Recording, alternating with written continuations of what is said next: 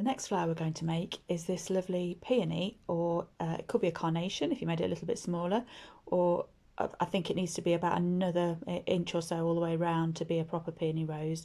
And I was going to add exactly the same back as we did to the anemone when we did it originally. So this sort of bow tie shape. If you need the instructions to make that, they're on the anemone tutorial. So I'll just set that to one side for now. On this, I'm looking at around about 9 or so petals in this main area, and another 5 or 6 at the moment. It will be a total of 28 petals. We'll have 6 of the smallest ones, 13 of the medium-sized ones, and then there's a bigger size than this, which you have about 9 of to make the outer ring. But it's entirely up to you, depending on what size flower that you want to make. In the way we normally do, we're going for recycled card as a pattern. This time it's courtesy of Pizza Express. I'm not sponsored in any way to promote these goods. I've cut a small version, which is about 1.5 inches. You're going for a little, I'm going to go for a kind of Pac-Man ghost shape. You'll see what I mean in a minute when you see how they're cut out, because what you're going to do is you're going to add a random wavy edge to the bottom of these to give the frondy bits on the petals, so it makes it nice and fluffy, like a peony should be. That sort of size. Next size up, again, it's not a precise art, so this one's about 1.5 inches, this one's just about 2 inches, and the next one I'm going to do 2.5 inches, so I'm just going to cut that out from here. No precision required, but we are going to do it symmetrical, so I'm just going to fold this in half. Got my bone folder, but I'm foregoing it in a crazy way, and I'm going to use the medium-sized one just to give me a marker for the size top and bottom. But other than that, I'm going freestyle, taking it a little bit bigger than the medium-sized one and making it a large. And I'm going to cut that out. It's the neighbours. How I love to hear them.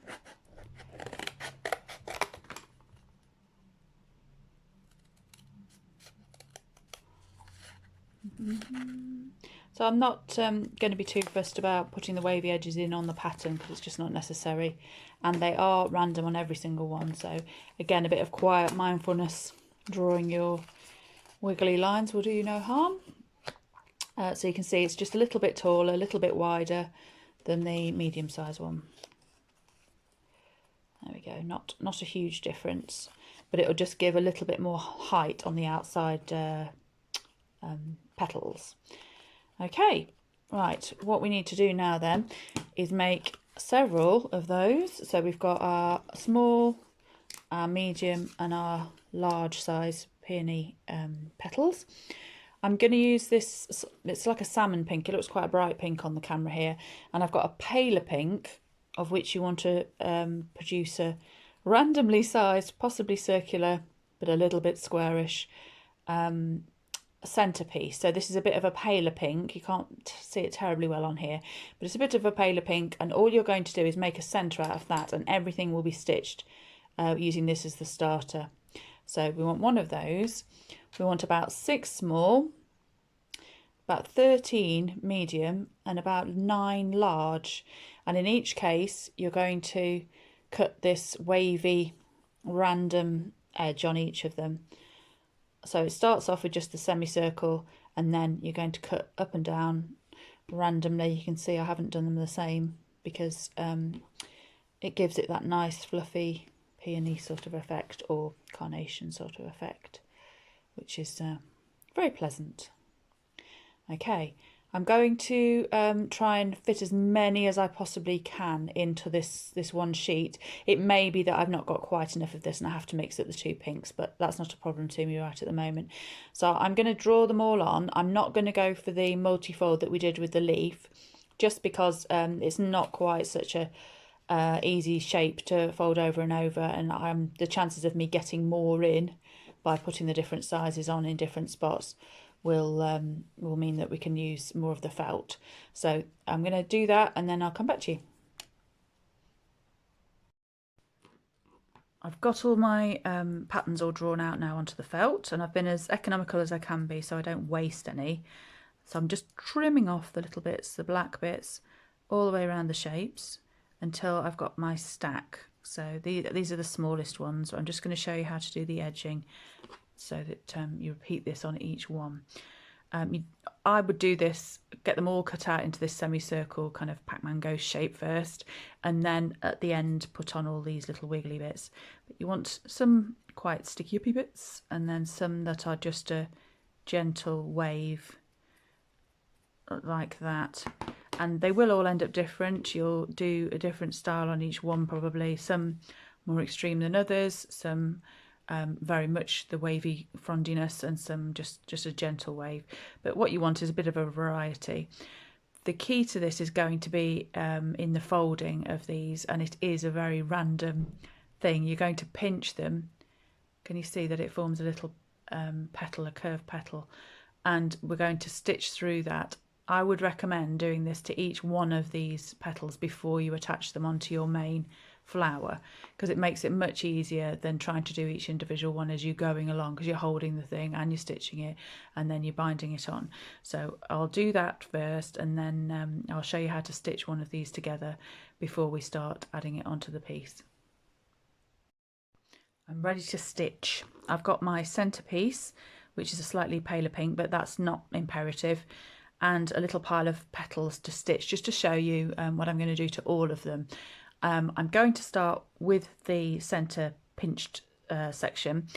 This is obviously the heart of your peony, and it's where everything's going to be starting to be attached to, and you'll work round and round and round with the petals, but that'll become apparent in a moment. The key to making it look like a peony is in the pinching, the peony pinching. You're going to fold it in half, and then you're going to just pinch the pieces together at the sides until you've got a pleasing shape, so it looks like the centre of a flower. Turn it upside down and you'll see obviously where you did the pinching has formed a little triangle. I've got a good long length of thread, and I go for something really strong, so a strong cotton doubled over or linen thread, because you're going to be pulling on it and you don't want it to snap. I'm just going to put a couple of holding stitches into the centre to make a knot, and then I'm going to go through it to hold it together in two different directions, and then I'm going to tie it off so that we've got our little centre. There we go.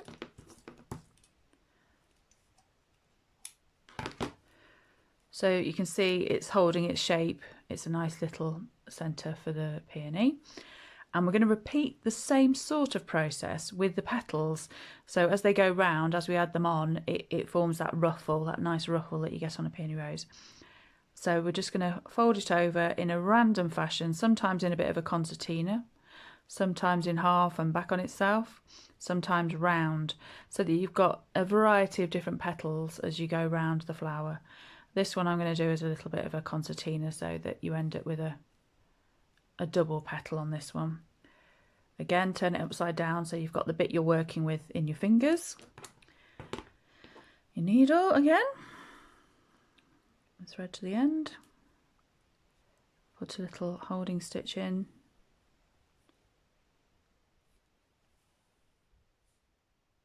and then go through and through so that you keep all of your folds together.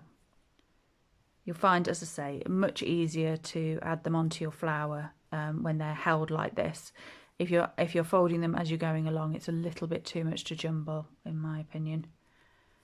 However, if you like to live dangerously, do it. Okay, so there you go. That's our first petal. I'll show you this just as we're here. As we're going along, what you're going to do is you're going to match up more or less the stitching lines. So wherever you've got your stitching on your centre, more or less match up the line from your petal as well, so that the centre is just sitting a little bit lower than the rest of it. And as it flattens out, it'll make a nice dome shape. that's the start of it. We're going to start working around. I'm going to stitch all the petals together first, and then I'll start adding them on as we go round. Okay. I now have some piles of pinched and stitched peony petals. It's a bit of a tongue twister, which I'm going to start assembling. The centerpiece is a paler pink, and then I'm going to add these smallest petals first around the centerpiece, then the bigger ones, and then the bigger ones still. And because I've pinched them and made them into little bunches, it's going to be very, very easy just to stitch them on. So I'm going to use the core as an anchor point and stitch each one on with a couple of running stitches. So this should build quite quickly into something quite impressive. I really like this pink. The randomness of the petals is going to help build the shape of the peony, and as we go out the petals get increasingly larger in size, which will add to the spread of it too. So I'll be back when I've finished stitching all of these together. I've finished putting together all of our pinched petals for our peony, and it's now looking nice and floofy. And I need to add the calyx and the leaves onto the back. So I've decided to make a pattern finally. I think it's probably the way forward as far as drawing every single different leaf out individually. But what I'll do is I'll adapt this shape on different leaves as they come up. So like the chrysanthemum leaves were different, the rose leaves had little jaggedy edges, etc. But I'm going to use this as my base pattern and then cut them out from different greens as we go along. So using my everyday scissors, cut out this pattern, got one arch around the calyx. Now this is half of the pattern, so you'll need to fold over the fabric and put the straight edge onto the fold. I'll show you what I mean in a minute, so that you end up with a full bow tie shape. So it's essentially half a bow tie shape at the moment. Take your felt, fold it over in half and sit this along the edge here, so when you fold it back out again it'll be double. I'm just going to put a bit less of a fold in it so I don't waste too much felt. I am going to hold it in place and just draw around it with my black marker so that you could pin it obviously, but I'm very lazy, as I said. So we've gone all the way around. What I am going to do, because felt is very springy, is I'm going to pin it before I cut it, just to give myself a fighting chance. One in each of the leaves. So one there,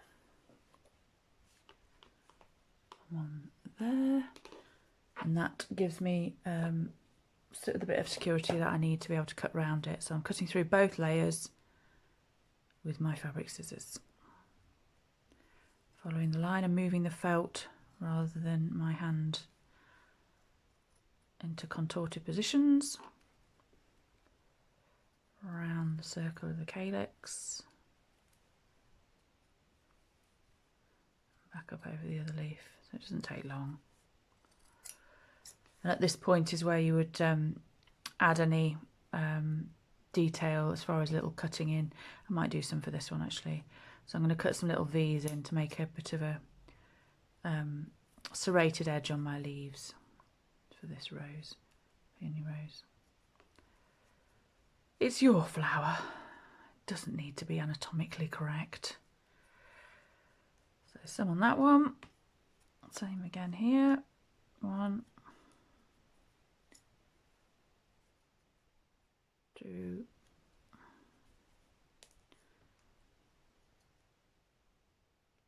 and three. I'm going to take the pins out.